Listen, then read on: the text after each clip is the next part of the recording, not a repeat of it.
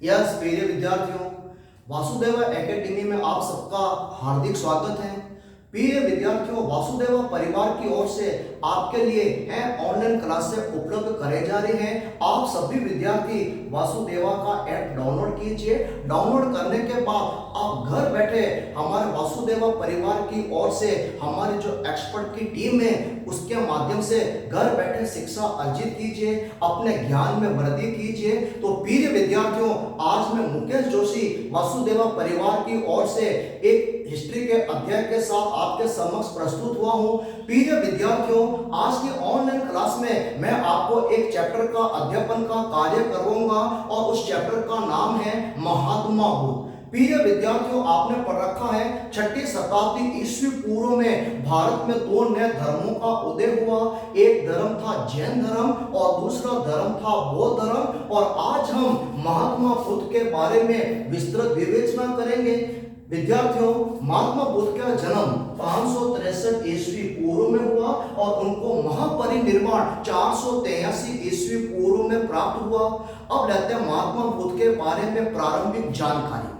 हम लोगों ने पढ़ा है, आपने भी पढ़ा होगा, महात्मा बुद्ध सिद्धार्थ बचपन का नाम था इनका सिद्धार्थ। महात्मा बुद्ध का जन्म 563 ईस्वी पूर्व में हुआ। नेपाल की तराई में कपिलवस्तु के लुम्बिनी गांव में हुआ। कपिलवस्तु को वर्तमान में कहते हैं पिपरीवा गांव और लुम्बिनी गांव को वर्तमान में कहते हैं रूमिनदेई गांव। तो वापस सुनना, सिद्धार्थ का जन्म 563 ईस्वी पूर्व में नेपाल की तराई में है। कपिलवस्तु का वर्तमान नाम पिपरीवा लुम्बिनी गांव में हुआ। लुम्बिनी को वर्तमान में कहते हैं रूमिनदेई गांव। सिद्धार्थ के पिता का नाम था सुधोधन, शाक्य गणराज्य के प्रधान थे।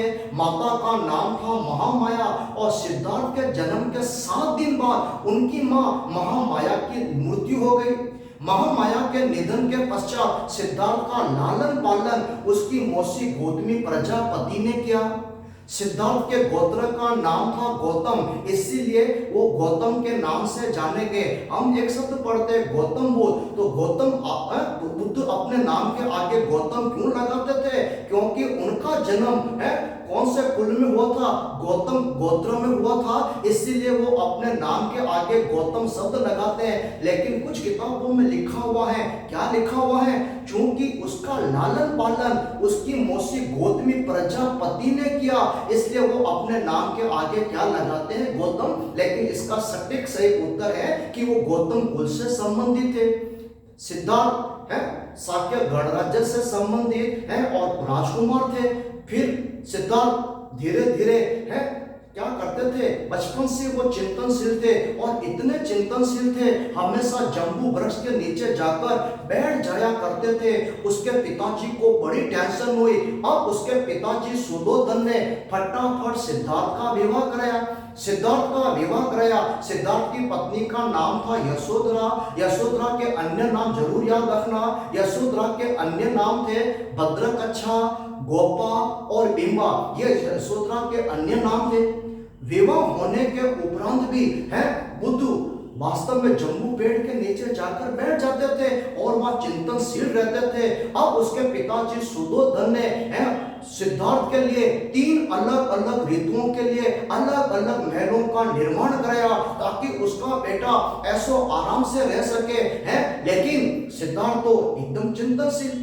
अब उसके पिताजी ने कहा, अरे बेटे, मैंने तेरा विवाह करा दिया है यशोधरा से, अब संतान की प्राप्ति कर, मुझे मेरा कुल चलाना है, मुझे मेरा वंश चलाना है। सिद्धार्थ ने कहा अच्छा है। सिद्धार्थ की शादी हुई थी 16 वर्ष की आयु में। 12 वर्ष के उपरांत सिद्धार्थ को पुत्र रत्न की प्राप्ति हुई और उसके पुत्र का नाम था राहुल। तो वापस सुनना, पिता का नाम सुधोधन, माता का नाम महामाया, मौसी का नाम गौतमी प्रजापति, पत्नी का नाम यशोधरा और पुत्र का नाम था राहुल।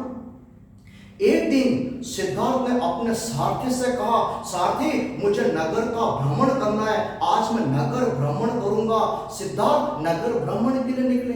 जब सिद्धार्थ का रथ कपिल वस्तु के बाजारों से होकर जा रहा था। सिद्धार्थ ने 4 दृश्य देखे और उन 4 दृश्यों ने सिद्धार्थ के जीवन को बदल दिया।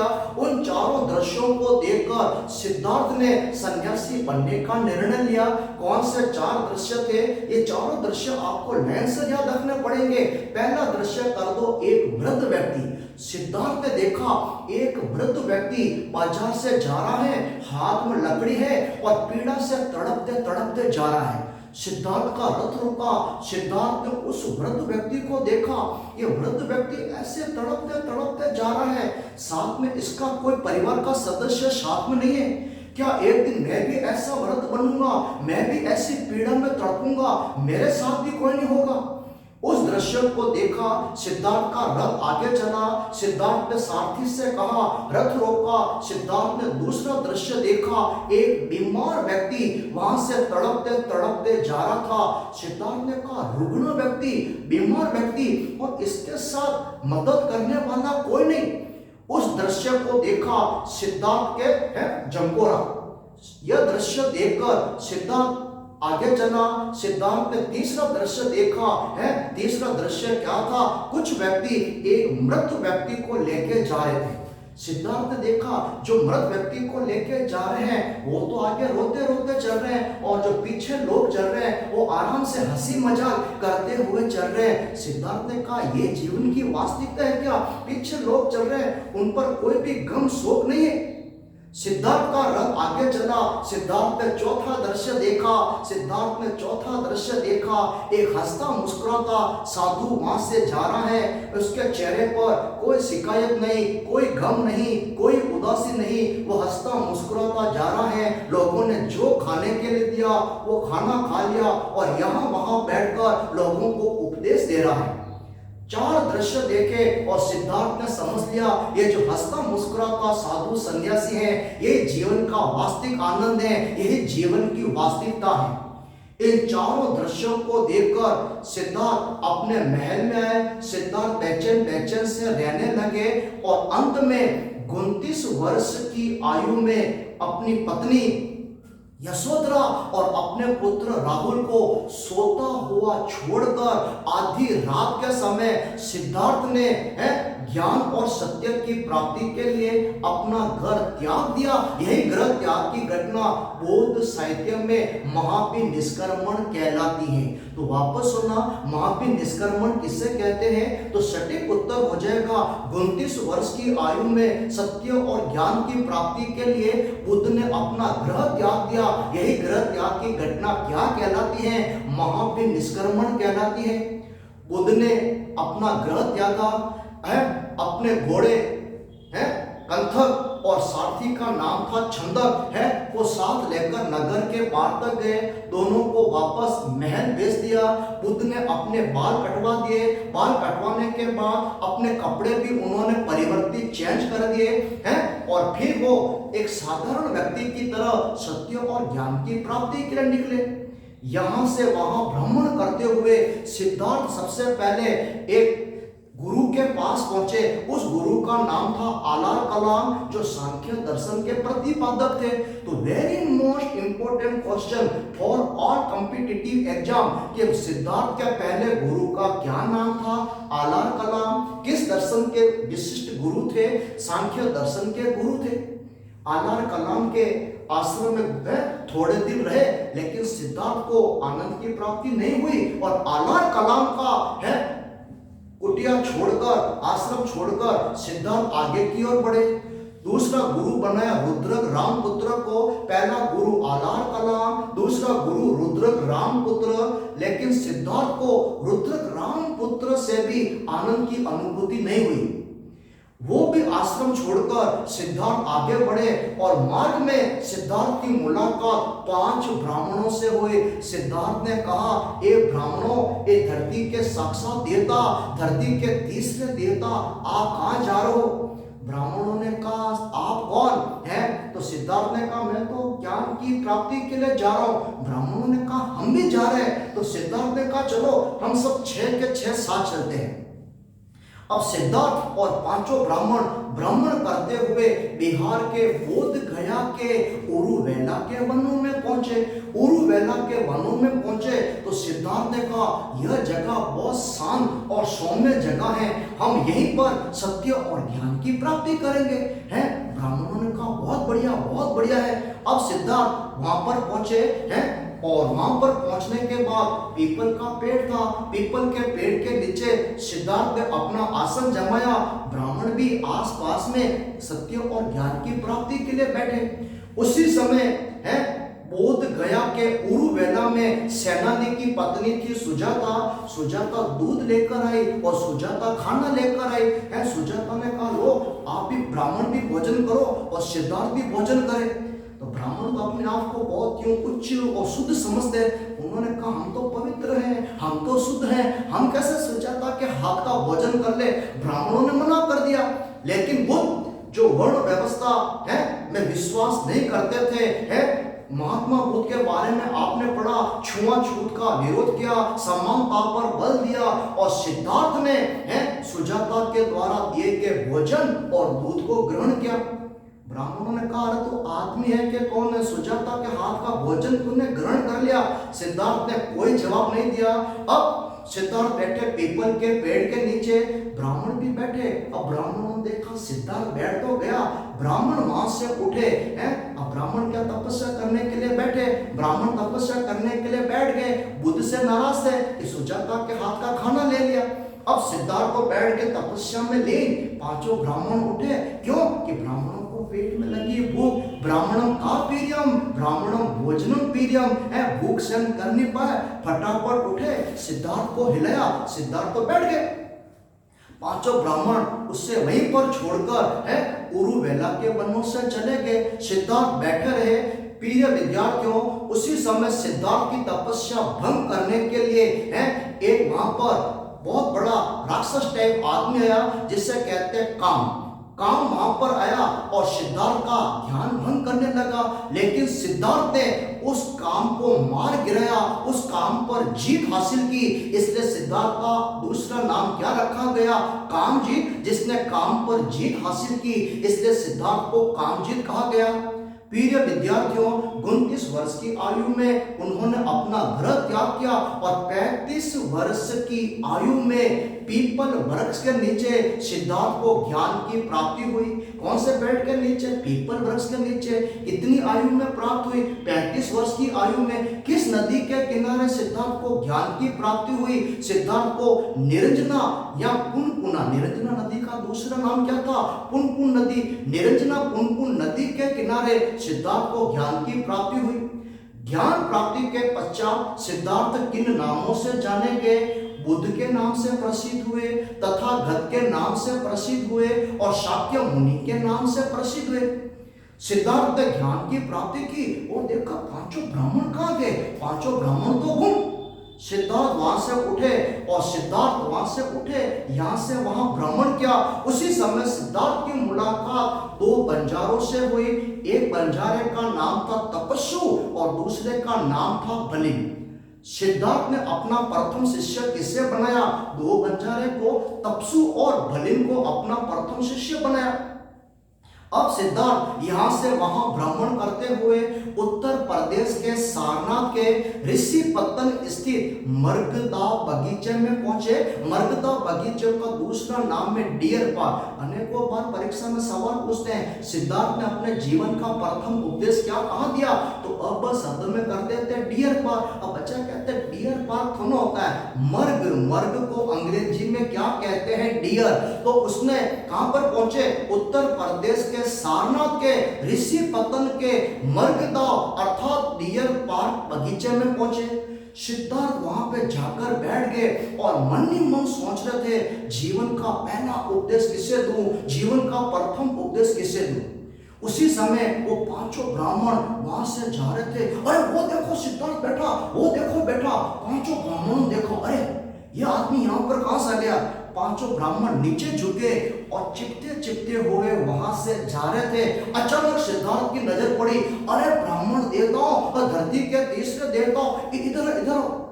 पांचों ब्राह्मण वहां गए तो सिद्धार्थ ने कहा आपको ज्ञान की प्राप्ति हो गई क्या।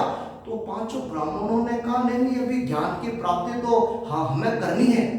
तो आपको ज्ञान की क्या? सिद्धार्थ ने कहा हाँ, मुझे तो ज्ञान की प्राप्ति हो गई। क्या कब हुई? क्या हो गई? क्या अच्छा अच्छा अच्छा, बहुत बढ़िया है। तो सिद्धार्थ ने कहा ठहरो ठहरो ठहरो, मैंने जो भी ज्ञान प्राप्त किया है, मैं अपने जीवन का प्रथम उपदेश आप ब्राह्मणों को देना चाहता हूं। अब ब्राह्मणों ने कहा कहां पर आकर फंस गए, कोई लेना ना कोई देना, झेलेगा कौन इस आदमी को, ये तो अपना प्रवचन शुरू कर देगा। बैठो बैठो बैठो। अब शर्मा शर्मी में पांचों ब्राह्मण नीचे जमीन पर बैठ गए, बुद्ध भी सामने बैठे और महात्मा बुद्ध ने अपने जीवन का प्रथम उपदेश मर्कदा बगीचे में जिन 5 ब्राह्मणों को दिया, उससे बौद्ध साहित्य में क्या कहते हैं? धर्म चक्र परिवर्तन कहते हैं। तो धर्म चक्र परिवर्तन क्या है? वापस सुन लो। महात्मा बुद्ध ने उत्तर प्रदेश के सारनाथ के ऋषि पतन के मर्कदा बगीचे में जिन 5 ब्राह्मणों को अपने जीवन का प्रथम उपदेश दिया, उस प्रथम उपदेश को क्या कहते हैं? उसे कहते हैं धर्म चक्र परिवर्तन। अब महात्मा बुद्ध ने भारत भर में अपने शिक्षाओं का प्रचार प्रसार करना प्रारंभ किया। महात्मा बुद्ध ने अपने उपदेश पाली भाषा में दिए। एक डाकू था उंगली मार डाकू। उंगली मार डाकू क्या करता था? लोगों को पकड़ता था, उसकी उंगलियां काटकर उंगलियों की माला बनाकर अपने गले में पहनता था। लोग उसके नाम से थर थर कांपते थे। और एक बार उंगली मार डाकू ने सिद्धार्थ की शिक्षाओं को सुना, सिद्धार्थ का परम शिष्य बना और ये सारे कार्य उन्होंने बंद करवा दिए हैं। उसी समय मगध का शासक था बिंबिसार। बिंबिसार महात्मा बुद्ध का शिष्य बना। बिंबिसार का बेटा था अजातशत्रु, महात्मा बुद्ध के शिष्य बने। और बिंबिसार ने महात्मा बुद्ध के लिए जैतून विहार उपहार में दिया। उसी प्रकार से वैशाली के लीचियों ने भी कुट्टागर सलाय विहार महात्मा बुद्ध के रहने के लिए दे दिया है। एक व्यापारी था जिसका नाम था अनाथ पिंडक। अनाथ पिंडक ने भी महात्मा बुद्ध के निर्माण के लिए रहने के लिए जैतवन नामक विहार दान में दिया। इस प्रकार पूरे भारत में बुद्ध की शिक्षाओं का प्रचार प्रसार हुआ। बुद्ध का प्रिय शिष्य थे आनंद और उपाली। आनंद ने सिद्धार्थ से कहा, सिद्धार्थ अब आप एक बौद्ध संघ की स्थापना कीजिए। और सिद्धार्थ ने, महात्मा बुद्ध ने वैशाली में बौद्ध संघ की स्थापना की है। और उसी समय आनंद ने कहा, आपने ये जो बौद्ध संघ बनाया, इसमें केवल बौद्ध भिक्षुओं का प्रवेश है, महिलाओं को भी प्रवेश दीजिए। सिद्धार्थ ने कहा, नहीं, मैं महिलाओं को प्रवेश नहीं दे सकता। लेकिन आनंद की रिक्वेस्ट पर सिद्धार्थ ने महिलाओं को प्रवेश दिया। और महिलाओं को प्रवेश देते समय सिद्धार्थ ने एक लाइन कही है, आनंद, मैं आपके कहने पर बौद्ध संघ में महिलाओं को प्रवेश तो दे रहा हूं, लेकिन याद रखना, यदि महिलाएं प्रवेश नहीं लेती हैं तो बौद्ध धर्म 1 वर्ष तक चलेगा। और यदि महिलाएं बौद्ध संघ में प्रवेश करती हैं, वहां पर अपराध फैलेंगे, व्यभिचार फैलेगा और बौद्ध धर्म 500 वर्षों के बाद समाप्त हो जाएगा। आनंद के कहने पर बौद्ध संघ में महिलाओं को प्रवेश दिया। और बौद्ध संघ में प्रवेश पाने वाली पहली महिला कौन थी? पहली महिला थी गौतमी प्रजापति। यशोधरा भी इसमें बाद में मेंबर बनी। वैशाली की एक नगर वधु थी जिसका नाम था आम्रपाली। आम्रपाली भी बौद्ध संघ में प्रवेश किया। महात्मा बुद्ध का बौद्ध धर्म पूरे भारत में लोकप्रिय हुआ। और महात्मा बुद्ध, याद रखना, महात्मा बुद्ध ने अपने जीवन का प्रथम वर्षा काल कहाँ किया? सारनाथ में किया। अंतिम वर्षा काल कहाँ किया? वैशाली में किया। और यहाँ से वहां भ्रमण करते हुए अंत में महात्मा बुद्ध कुशीनगर पहुंचे। कुशीनगर क्या? उत्तर प्रदेश में कुशीनगर पहुंचे। चंद नामक लोहार के यहाँ पर सिद्धार्थ ने भोजन किया। और उसी समय पेट में पेचिस की बीमारी हुई। पेट में सिद्धार्थ को भयंकर पीड़ा हुई। और यही अपने जीवन का अंतिम उपदेश किससे दिया? सुभद्र को। पहला उपदेश तो दिया 5 ब्राह्मणों को, और जीवन का अंतिम उपदेश किसको दिया? सुभद्र को। और यही कुशीनगर में 483 ईस्वी पूर्व में 80 वर्ष की आयु में सिद्धार्थ को महापरिनिर्वाण प्राप्त हुआ। महापरिनिर्वाण का तात्पर्य होता है मृत्यु को प्राप्त होना। इस प्रकार सिद्धार्थ का जन्म तो हुआ 563 ईस्वी पूर्व में, और महापरिनिर्वाण कब हुआ? 483 ईस्वी पूर्व में। ये हो गया सिद्धांत और निर्माण की प्राप्ति। ठीक है प्रिय विद्यार्थियों, आगे आपको मैं बताता हूं है आगे की जानकारी।